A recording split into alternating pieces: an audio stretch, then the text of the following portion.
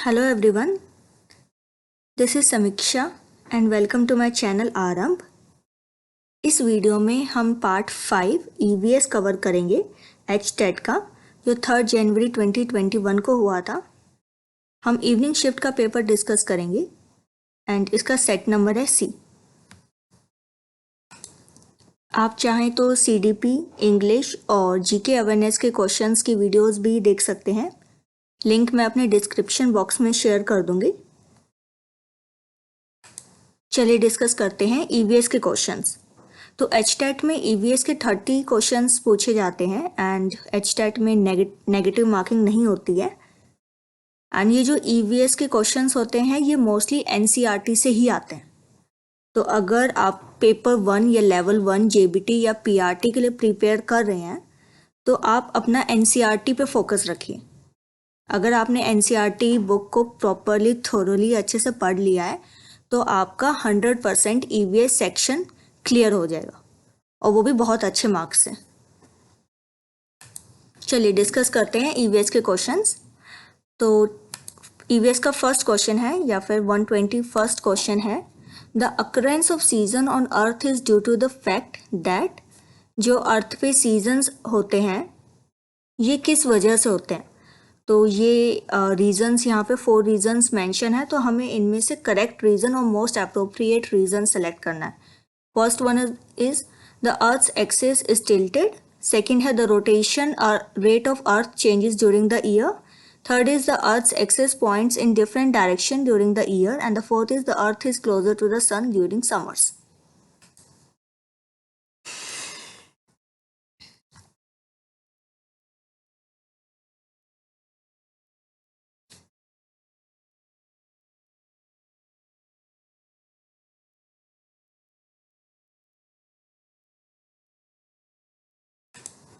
इसका जो correct answer है वो है first, the earth's axis is tilted.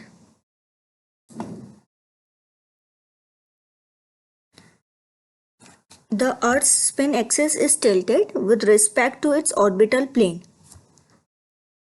And ये अपने एक्सिस पे भी स्पिन करती है जिसकी वजह से नाइट और डे होता है, गैप रहता है।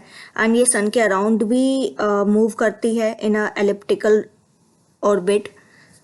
तो ये जो अपने ऑर्बिटल प्लेन में स्पिन करती है यही रीज़न है कि अर्थ पे ये डिफरेंट टाइप ऑफ सीजन्स होते हैं। Next question is, which of the following is one of 4 biodiversity hotspots of India? इनमें से सबसे ज़्यादा हॉटस्पॉट बायोडाइवर्सिटी का इंडिया में कौन सा है? Himalaya, third. Next question is, in global warming the temperature of troposphere increase, ionosphere increase, mesosphere increase और स्ट्रेटोस्फेयर इंक्रीज। तो जो ग्लोबल वार्मिंग में क्या होता है, जो ट्रोपोस्फेयर लेयर होती है इसका टेम्परेचर इंक्रीज कर जाता है। तो फर्स्ट ऑप्शन इज करेक्ट। तो जो हमारा एटमॉस्फेयर है इसकी बेसिकली मेन 4 लेयर्स होती हैं। फर्स्ट इज ट्रोपोस्फेयर, सेकेंड होती है stratosphere, third is mesosphere and the fourth one is thermosphere. तो जब ग्लोबल वार्मिंग होती है तो उससे ट्रोपोस्फेयर का टेम्परेचर इंक्रीज हो जाता है। Next question is, the theme of world environment day 2019 was. तो ये जो वर्ल्ड एनवायरनमेंट डे सेलिब्रेट हुआ था 2019 में, इसका थीम था बीट एयर पोल्यूशन। एंड ये भी क्वेश्चन आ सकता है कि ये कहाँ पे हुआ था, तो ये हुआ था चाइना में। कहाँ हुआ था ये? चाइना में।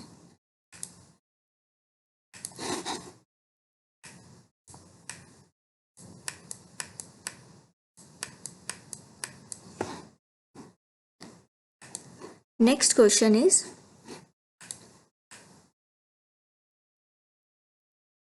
Which plant is cultivated for biodiesel. तो इनमें से मोस्ट रेलिवेंट कौन सा प्लांट है जो बायोडीजल के लिए यूज होता है? That is jatropha. एग्जैक्टली इसका जो काफ़ी इसमें ना कन्फ्यूज़न होता है सोयाबीन में और थर्ड ऑप्शन में, बट जो मोस्ट रेलिवेंट है वो थर्ड ऑप्शन ही है। अगर ये थर्ड ऑप्शन नहीं होता तो हम सोयाबीन को सिलेक्ट कर सकते थे, बट यहाँ पे मोस्ट रेलिवेंट थर्ड ऑप्शन है तो हम उसी को सिलेक्ट करेंगे एंड इसका करेक्ट आंसर भी यही है। Next question is 126, select the food chain found in forest ecosystem.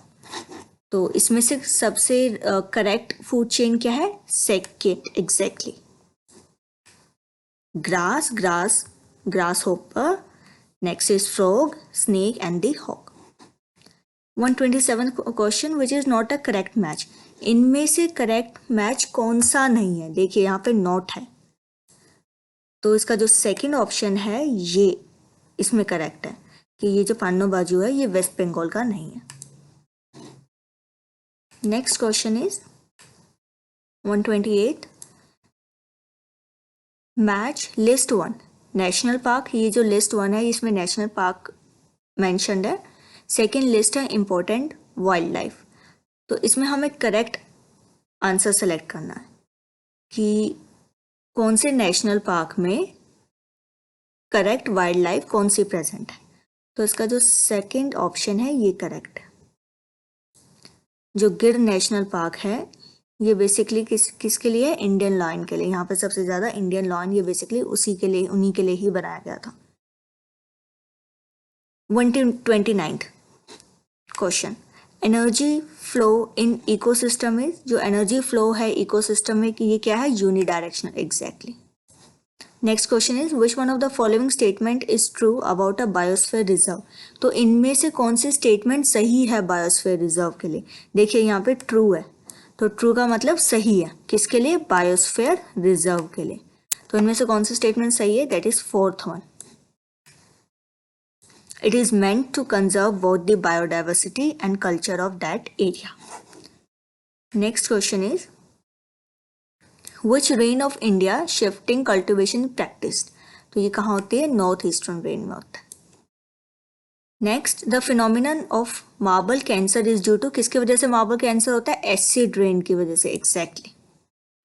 Next question is correct group of disease caused by water pollution is.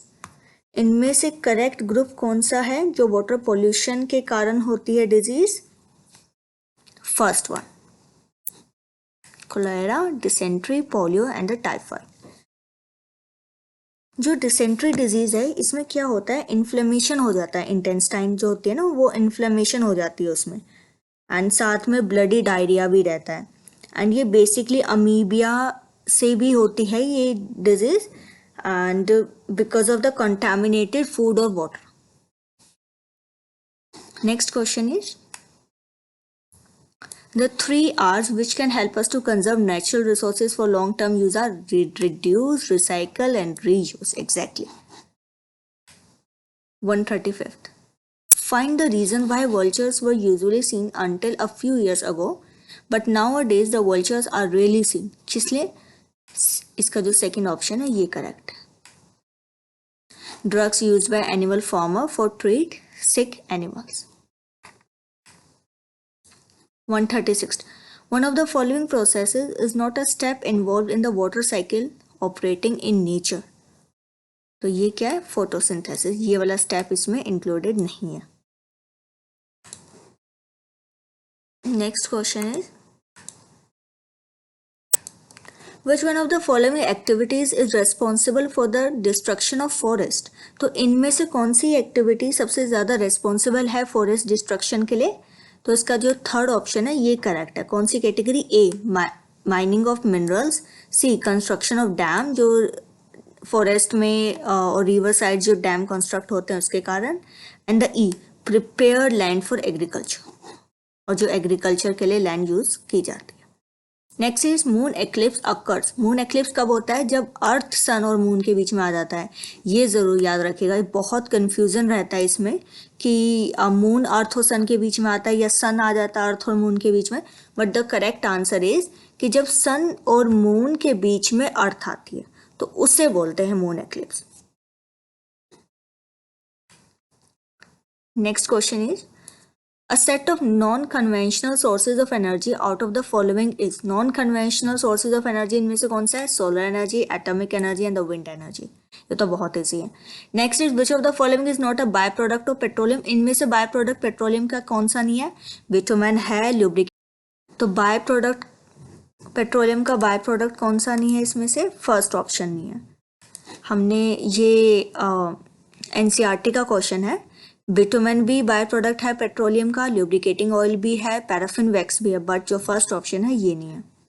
Next is which one of the following statement is not correct. Again इनमें से कौन से statement सही नहीं है?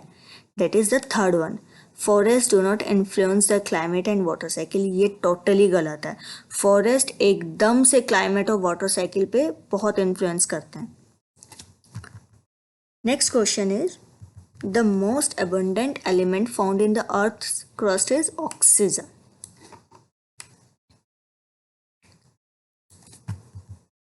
Next, the endangered species of animals are those which are in danger of extinction. When did the government of India implemented the Wildlife Protection Act? ये कब हुआ था? 1972 में हुआ था। Next is the main constituent of biogas and CNG. सबसे ज़्यादा main constituent biogas और CNG का क्या है? मिथेन। ये भी एनसीईआरटी का क्वेश्चन है। The term used for the conservation of ecosystem and natural habitat and the maintenance and recovery of viable population of species in their natural surrounding is, इसको क्या बोलते हैं? C2 conservation कहते हैं। Exactly. Next 147, the following is true about ozone. True. तो इनमें से कौन सा है? B and D। ये दोनों ट्रू है कि ये अल्ट्रावायलेट यूवी रेज को एब्जॉर्ब करती है। Exactly. And it is used to disinfect water. काफ़ी बार ना कन्फ्यूज़न होता है कि ना काफ़ी बच्चों को लगता है कि ये डी ऑप्शन तो करेक्ट है नहीं, बट एक्चुअल में ना ओजोन ना वाटर डिसइंफेक्ट करने में भी यूज़ होता है। तो इसका जो सेकंड ऑप्शन है ना ये करेक्ट है। देखिए इसमें अलग से पता लग रहा है। काफ़ी बच्चों को क्या होगा ना कि कन्फ्यूज़न होगा कि अरे ये तीनों तो हुए नहीं, सिर्फ बी है, ये अल्ट्रावायलेट रेज ही वो करती है, एब्जॉर्ब करती है। तो ऑप्शन थर्ड को इसको मार्क करके आएंगे। देखिए यहाँ भी मार्क हुआ है, लेकिन इसका जो करेक्ट आंसर है वो है second. Next is when India water week 2019 was celebrated. ये कब होता है? 24 सितंबर टू 28 सितंबर। जो इंडिया का वाटर वीक है ये 2019 में 24 सितंबर टू 28 सितंबर में सेलिब्रेट हुआ था। Tsangpo river of Tibet is known in India is Brahmaputra. इसका थर्ड ऑप्शन करेक्ट है। जो ब्रह्मपुत्र है इंडिया की रिवर, ये तिब्बत में जाने के बाद इसका नाम बदल जाता है, वहां के हिसाब से इसका नाम है Tsangpo. And the last question is the metal present in vitamin B12 is. Vitamin B12 में कौन सा मेटल प्रेजेंट है? That is cobalt. And vitamin B12 को कोबाल अमीन भी कहा गया है, क्योंकि इसमें सबसे ज़्यादा जो मेटल आयन रहता है वो कोबाल्ट ही रहता है, इसलिए। सो फ्रेंड्स, ये थे ईवीएस एनवायरमेंटल स्टडीज़ के क्वेश्चंस जो HTET पार्ट 1 या फिर लेवल 1 PRT या JBT एग्ज़ाम में पूछे गए थे 3 जनवरी 2021 को। अगर आपको ये वीडियो अच्छी लगी हो तो प्लीज़ मेरे चैनल को लाइक करिएगा, चैनल को सब्सक्राइब करिएगा, वीडियोस को लाइक कीजिएगा एंड शेयर कीजिएगा। हम अपने चैनल में प्रॉपर CTET, HTET और सभी टेट्स के प्रॉपर सिलेबस को भी कवर करेंगे। प्रॉपर टॉपिक वाइज डिस्कशन होगा, प्रॉपर वीडियोस लाई जाएंगी आपके लिए। तो मेरे चैनल को प्लीज़ सब्सक्राइब कीजिए सो दैट जैसे ही कोई वीडियो आए तो आपके पास सबसे पहले तुरंत नोटिफिकेशन आ जाए। And at last we also discuss the previous year questions and future important questions also. So thank you very much. All the best to everyone.